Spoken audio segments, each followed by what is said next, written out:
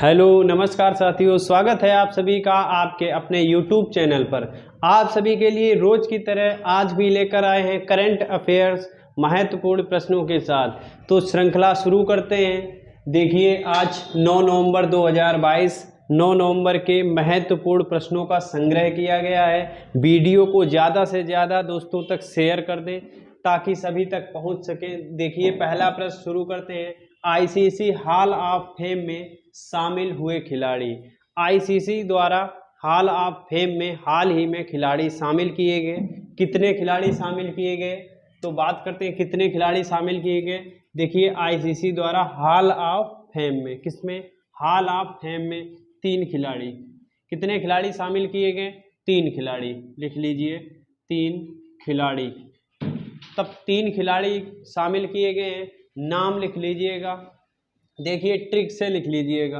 Hall of fame में 3 खिलाड़ी।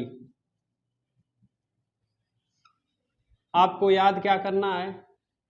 चाचा याद कर लीजिएगा या चचा याद कर लीजिएगा। चचा, क्या? चचा याद करना है। तो सी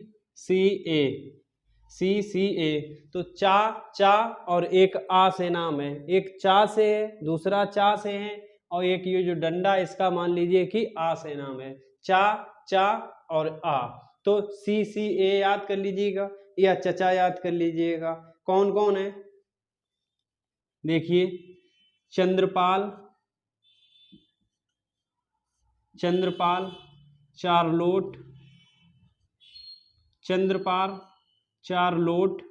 अब्दुल। ये याद करने हैं नाम, चंद्रपाल, चार्लोट और अब्दुल। अब पूरे नाम अगर पूछे जाएं तो इनका नाम है शिव नारायण चंद्रपाल। क्या नाम है? शिव नारायण चंद्रपाल। इनका नाम क्या है? Charlotte Edward. लिख लीजिएगा शिव नारायण। नंबर 1 शिव नारायण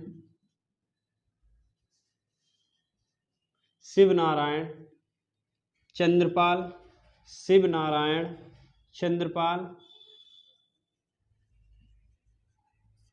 दूसरा लिख लीजिएगा चार्लोट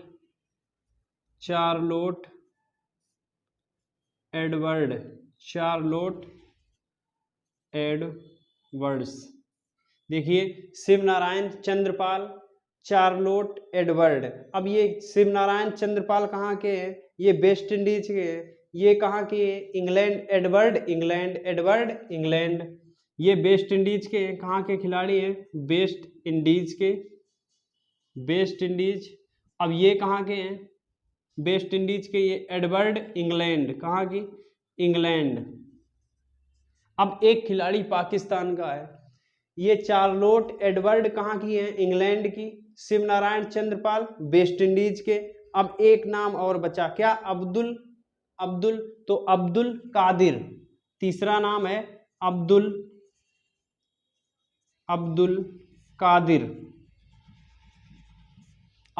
कादिर। ये कहाँ के हैं? पाकिस्तान।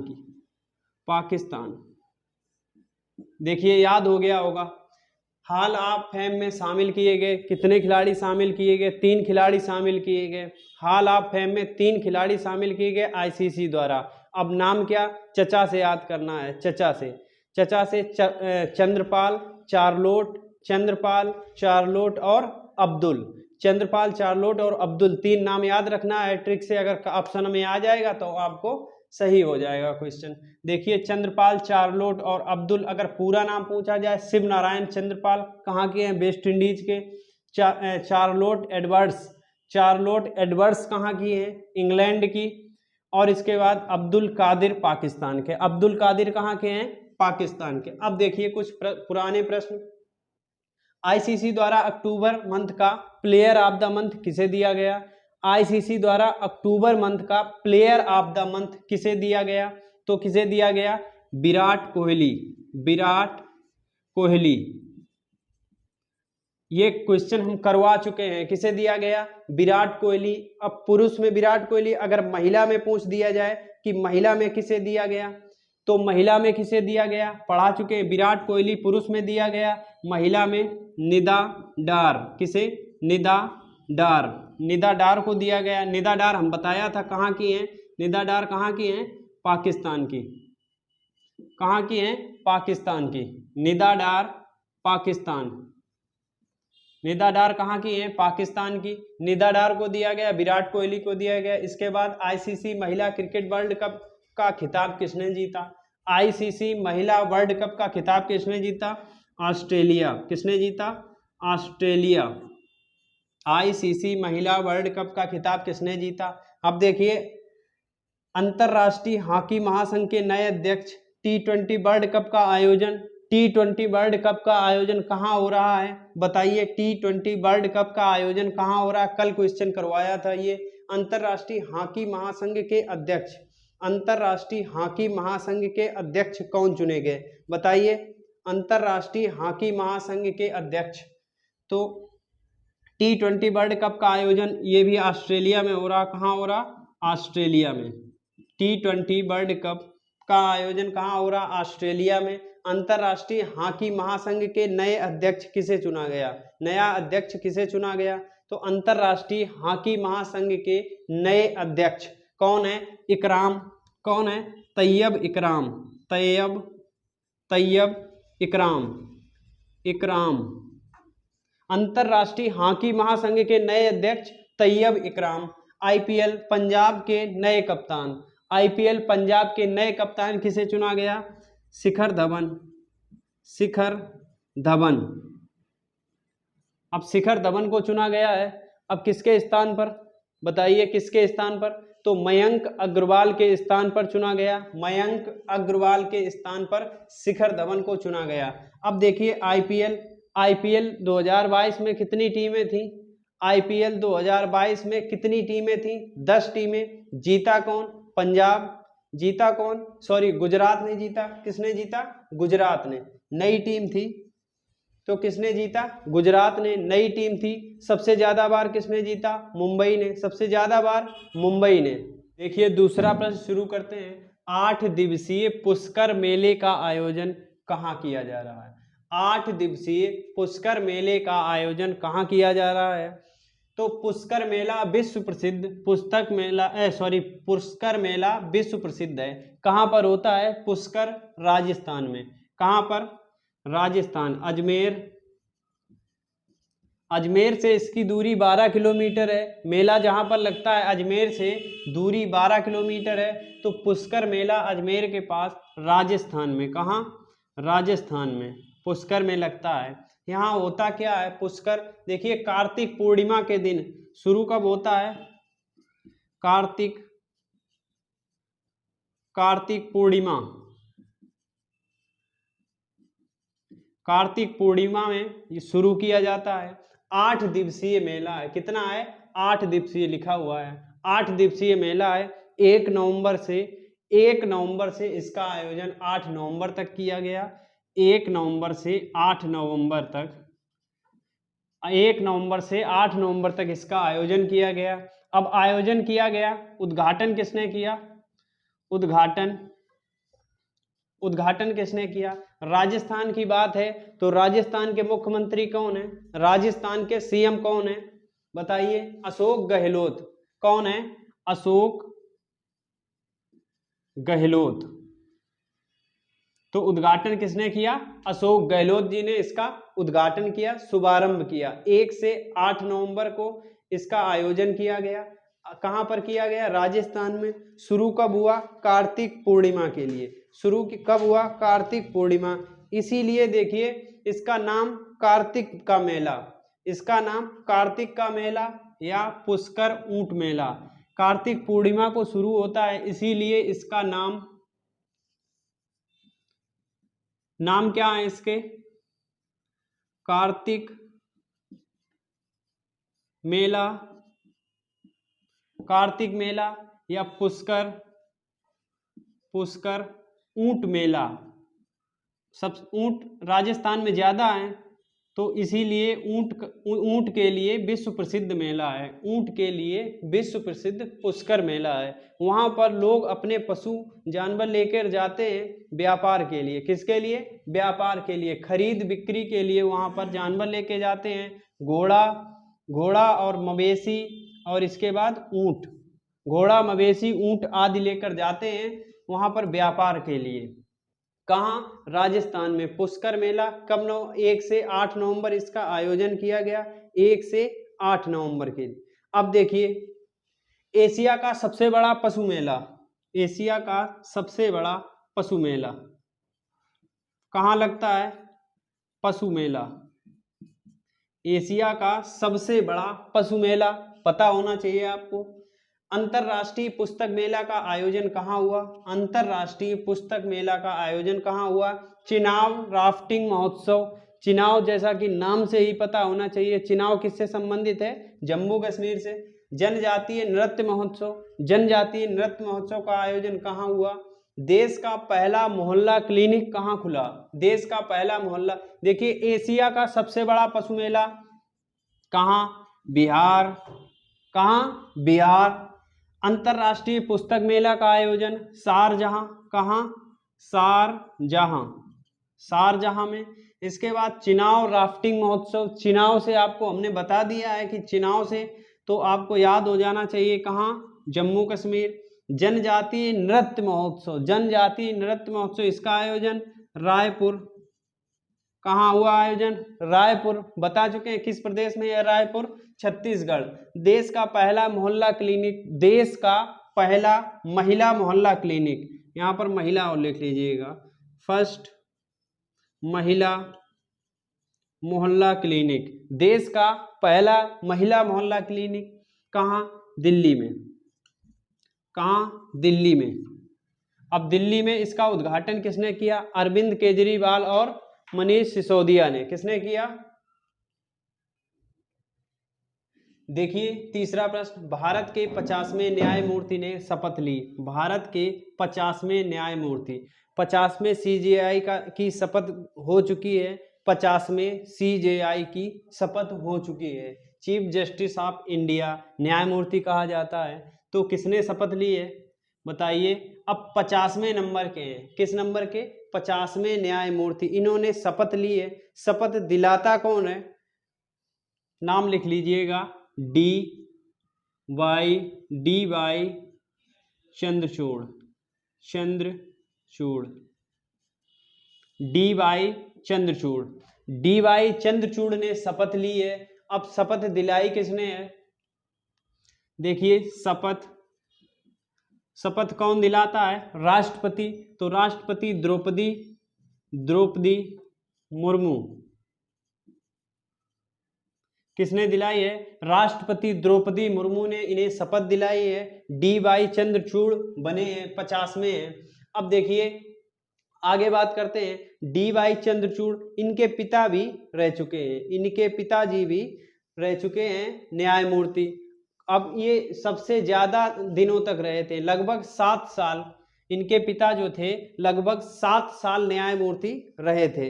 अब नाम क्या था? नाम में कंफ्यूजन है, देखिए कंफ्यूजन दूर करिएगा। इनका नाम है D से शुरू और उनका नाम Y से। किससे?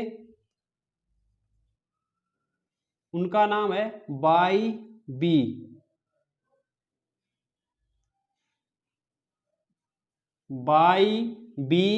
चंद्रचूड़। कंफ्यूजन नहीं होना चाहिए बिल्कुल भी। जो नए बने हैं ABCD, तो D पहले आता है, अभी बने हैं वर्तमान में, शुरुआत के बने हैं। इसके बाद जो पुराने हो गए, जो पिछले थे पुराने हो चुके हैं, तो पुराने पीछे चले जाओ, ABCD में पीछे चले जाओ क्रम में, तो अल्फाबेट में पीछे जाएंगे तो क्या मिलेगा? Y। तो Y पहले है तो पीछे, मतलब ये पहले बन चुके हैं। Y पीछे नीचे चले जाओ काफी नीचे, तब Y मिलेगा। तो ये काफी नीचे जाना पड़ेगा, काफी पीछे जाना पड़ेगा। D से शुरू है वर्तमान के, D से शुरू है वर्तमान के DY चंद्रचूड़। इनके पिताजी का क्या नाम था? YB चंद्रचूड़। क्या नाम था? YB चंद्रचूड़। अब ये लगभग 7 वर्ष तक रहे थे। कितने वर्ष? 7 वर्ष। 7 वर्ष लगभग इनका कार्यकाल रहा था। कितने वर्ष? 7 वर्ष। 7 वर्ष के लगभग। और सबसे लंबा कार्यकाल लिख लीजिएगा, सबसे लंबा कार्यकाल, सबसे लंबा कार्यकाल, अब तक का सबसे लंबा कार्यकाल था। अब तक का सबसे लंबा कार्यकाल किनका था? वाई.वी. चंद्रचूड़ का, वाई.वी. चंद्रचूड़ का। अब देखिए किस नंबर के थे, अगर पूछ दिया जाए, पूछा नहीं जाएगा। अब वाई तो कौन से क्रम के थे? 16वें क्रम के। ये कौन से क्रम के थे? 16वें क्रम के थे। पिताजी इनके वाई.वी. चंद्रचूड़, 7 वर्ष लगभग इनका कार्यकाल रहा, 7 वर्ष कार्यकाल रहा, जो कि सबसे लंबा अब तक का कार्यकाल। 16वें नंबर के थे। अब देखिए डी.वाई. चंद्रचूड़, डी.वाई. चंद्रचूड़ ये किस नंबर के? 50वें नंबर के। डी.वाई. चंद्रचूड़ 50वें नंबर के। देखिए शपथ किसने दिलाई? शपथ 9 नवंबर को द्रौपदी मुर्मू। शपथ कौन दिलाता है? राष्ट्रपति। शपथ कौन दिलाता है? राष्ट्रपति। राष्ट्रपति द्रौपदी मुर्मू ने इनको शपथ दिलाई। इनका कार्यकाल कब तक रहेगा? 10 नवंबर 2024 तक। कब तक? 10 नवंबर 2024 तक इनका कार्यकाल रहेगा। अब अगर पूछा जाए इन्होंने स्थान किसका लिया है, किसकी जगह पर आए हैं, तो यूयू ललित किसके स्थान पर आए हैं? यूयू ललित के स्थान पर। ये किस नंबर के थे? 49वें। जब ये 50वें हैं तो वो 49वें नंबर के होंगे। 49वें नंबर के यूयू ललित 49वें नंबर के। इनका कार्यकाल 10 नवंबर 2024 तक रहेगा। 9 नवंबर को इन्होंने शपथ ली। 9 नवंबर को इन्होंने शपथ ली। शपथ किसने दिलाई? द्रौपदी मुर्मू ने। शपथ किसने दिलाई? द्रौपदी मुर्मू ने। अब देखिए आरबीआई गवर्नर, आरबीआई गवर्नर याद करने के लिए आरबीआई गवर्नर और 50वें न्यायाधीश, 50वें मुख्य न्यायाधीश। आरबीआई के गवर्नर जो है बैंक का मुख्य होता है। आरबीआई बैंकों का मुख्य होता है। आरबीआई बैंकों का मुख्य होता है। तो आरबीआई गवर्नर और ये न्यायालयों का मुख्य होता है। तो ये 50वें हैं और ये 25वें हैं। 25 दूनी 50, 25वें और 50वें। याद रखिएगा आरबीआई गवर्नर 25वें नंबर के, आरबीआई गवर्नर 25वें नंबर के। और न्यायमूर्ति किस नंबर के हैं? 50वें। न्यायमूर्ति 50वें, आरबीआई गवर्नर 25वें। अगर आरबीआई गवर्नर की बात करते हैं, आरबीआई गवर्नर हैं कौन? शक्तिकांत दास। कौन है? शक्तिकांत दास, शक्तिकांत दास। अब देखिए शक्तिकांत दास हैं और शक्तिकांत दास 25वें नंबर के। अगर 24वां पूछ दिया जाए, 24वें कौन थे? 24वें गवर्नर कौन थे? तो 24वें गवर्नर बताइए कौन थे? उर्जित पटेल। कौन थे? उर्जित आर पटेल, उर्जित पटेल लिख लीजिएगा। कौन थे? उर्जित पटेल। उर्जित पटेल 24वें थे। 25वें शक्तिकांत दास।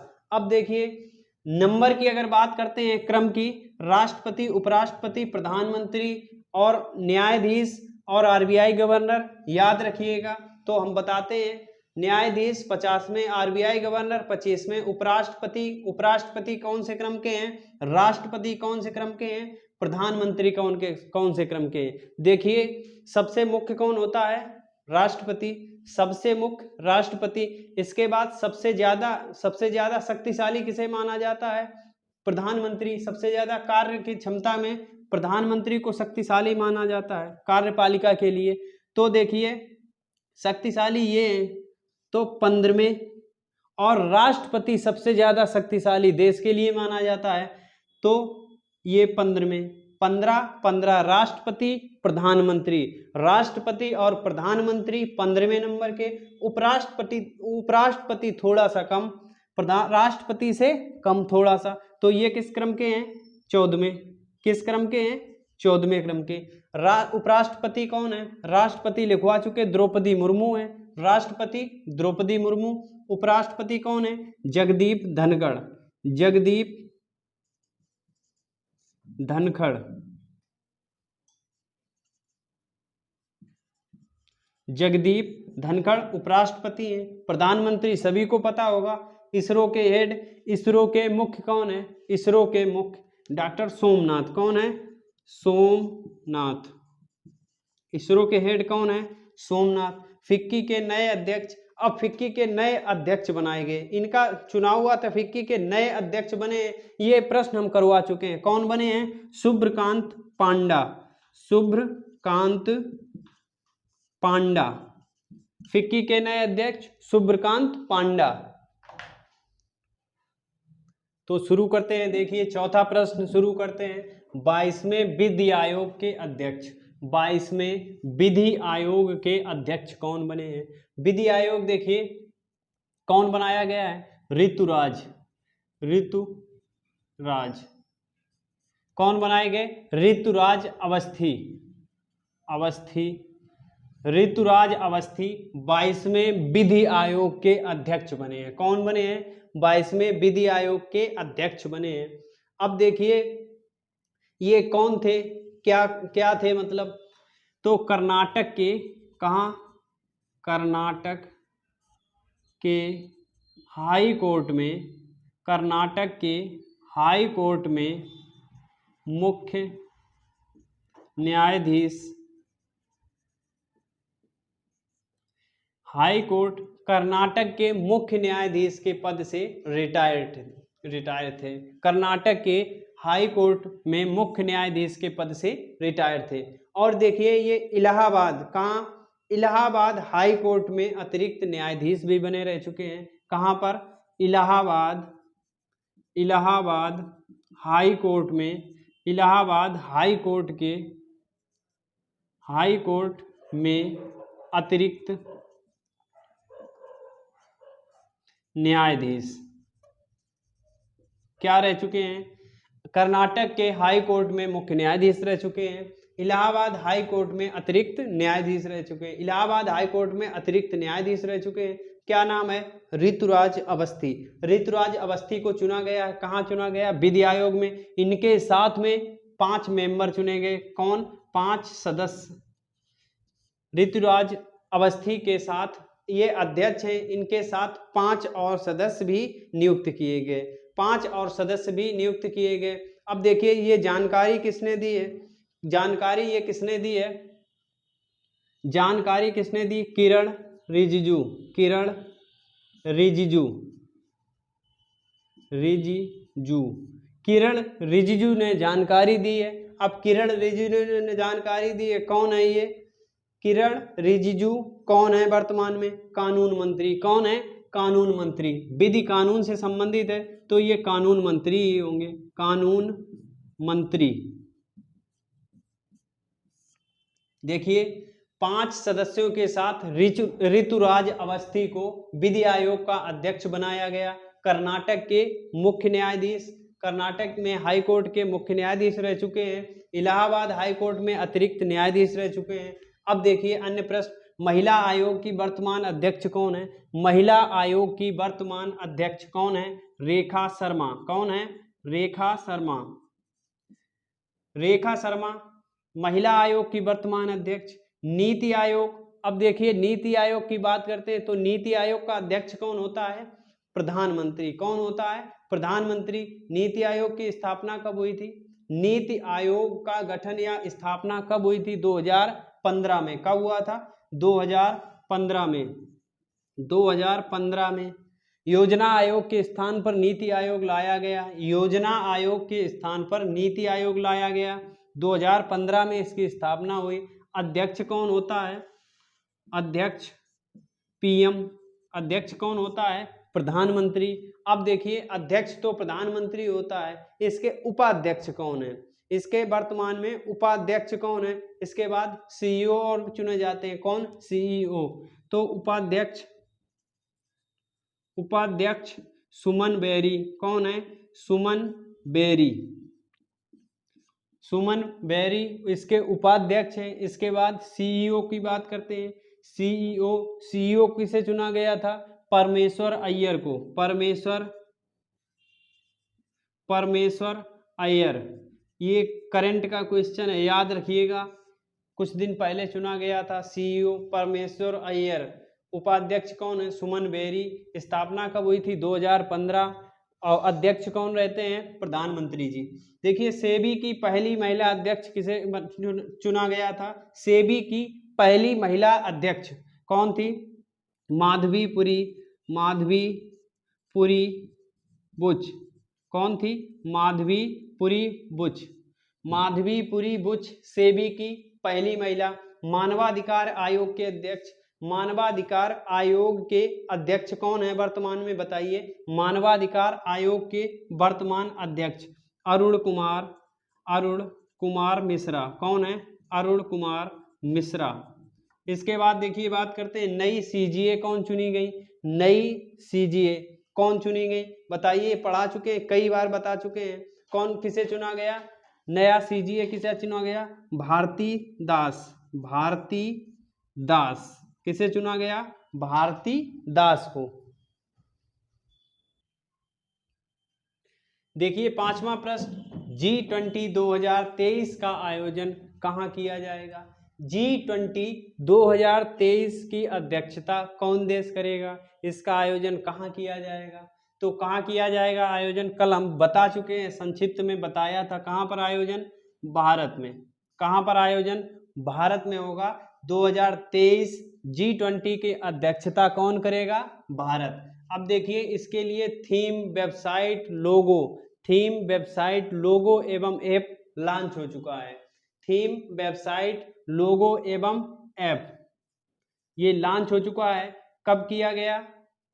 कल किया गया था। इसका लॉन्चिंग कल किया गया था। और किसने किया? नरेंद्र मोदी, प्रधानमंत्री नरेंद्र मोदी जी ने किया। अब देखिए G20 2023 का आयोजन कौन करेगा? भारत। कहाँ होगा इसका आयोजन? भारत में। ये लॉन्च किसने किया?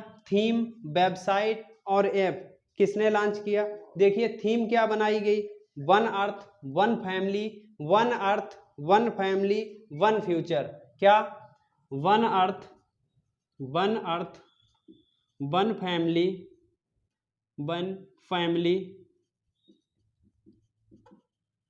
और वन फ्यूचर। वन अर्थ एक पृथ्वी, वन फैमिली एक परिवार, वन फ्यूचर एक भविष्य। One earth one family one future ये इसकी थीम है। क्या? वन अर्थ वन फैमिली और वन फ्यूचर। इसकी लॉन्चिंग किसने की? प्रधानमंत्री जी ने। One earth one family one future इसको लिया कहाँ से गया? किस पे आधारित है? वसुधैव कुटुंबकम पर आधारित है। ये किस पे आधारित है? आधारित किस पे है? आधारित वसुधैव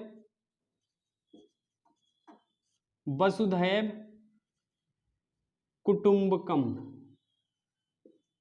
किस पे आधारित है? वसुधैव कुटुंबकम पर आधारित है। One earth one family one future G20 2023 की थीम। सबसे ज्यादा महत्वपूर्ण इसमें क्या है? Theme, one earth one family one future. और आयोजन कहाँ होगा? भारत में। अब देखिए वेबसाइट भी लिखिएगा तो लिख लीजिएगा, कोई महत्वपूर्ण नहीं है।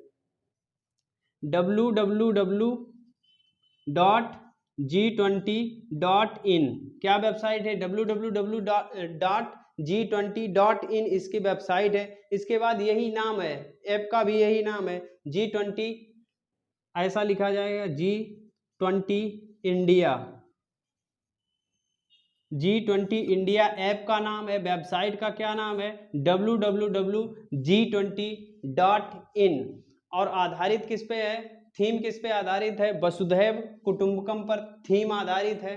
अब इन तीनों का देखिए, इन तीनों की लॉन्चिंग किसने की है? लॉन्चिंग प्रधानमंत्री नरेंद्र मोदी ने। किसने? प्रधानमंत्री नरेंद्र मोदी जी ने।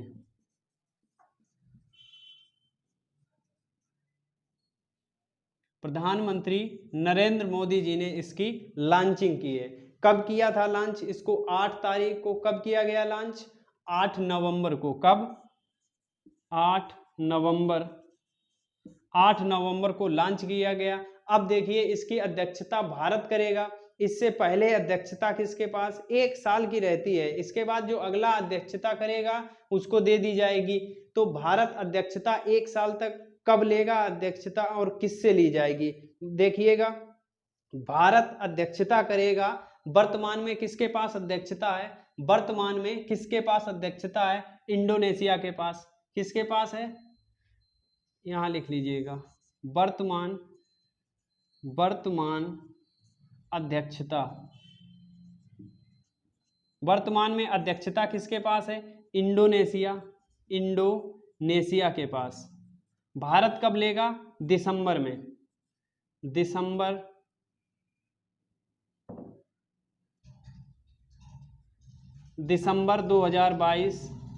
2022 में कौन लेगा?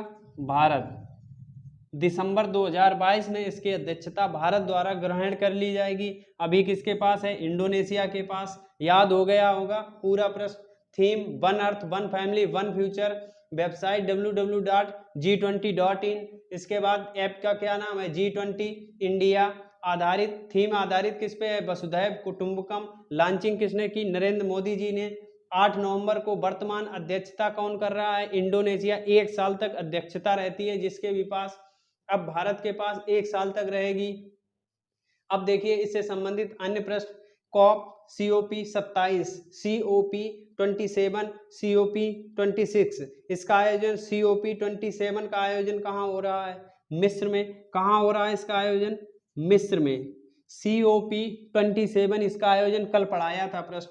COP 27 का आयोजन मिस्र में। COP 26 इसका आयोजन कहाँ हो रहा? कहाँ हुआ था? ग्लासगो में। कहाँ हुआ था? ग्लासगो। COP 26 का आयोजन ग्लासगो में हुआ था। भारत का पहला प्राइवेट रॉकेट जिसको लॉन्चिंग की तैयारी हो चुकी है, भारत का पहला है। नाम क्या है? देखिए नाम है विक्रम यस। क्या नाम है?